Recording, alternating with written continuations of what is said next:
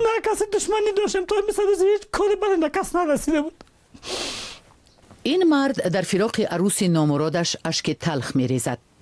جمیله بعدی اولین دقیقه های نکاح از تیر سلاح کشته شد. حالا شوهرش سیدعلی در این منزل تنها مانده است. خانم یک فامیده بود، صدانم بود، دکتر بود، کلینیکی بود. ایون میگفت که خانه خود بودیم، صبح بخیر بودیم، طرف بامیان خودشون بگیریم، میوارای خود بگیریم، میله بودیم، زارت ابوالفضل آقا بودیم. از این هتل کامل میگفت انشاءالله صبح کنیم که صبح چکر بودیم. ولی خانه‌ش نبود، خانه‌ش هم خانه بود که اقل بدی رفتی. این زندگی و خانه زندگی من چی کنم از این بعد؟ خدا خیرت و کسی که بعد سرت رسانده. سیدعلی میگوید که بعد توی با عروس به سوی خانه می رفتند که محافظان محمد محقق، معاون دوم رئیس حکومت اجرایی افغانستان، به طرف ماشین عروس و داماد تیر خالی کردند. در نتیجه عروس با یکی از پیوندان داماد کشته و 4 تن دیگر زخمی شد. تاریخ 24 قدسی ما بود. از هتل آمده در پیش خانه صد محقق کلمه ایستاد، آشنو من خانم مزد.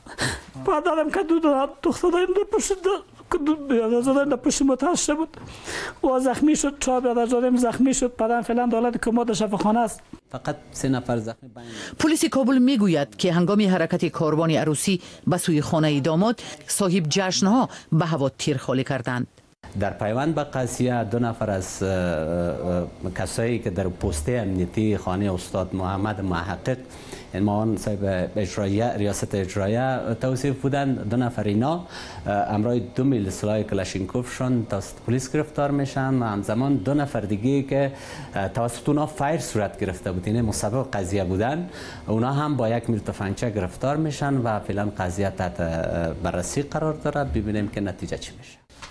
تلاش های زیادی ما برای صحبت با محمد محقق، معاون دوم رئیس حکومت اجرایی افغانستان، نتیجه نداد. خانواده جمیله نیز گفتند که تا حالا این مقامدار حتی برای غم شریکی با آنها در تماس نشده است.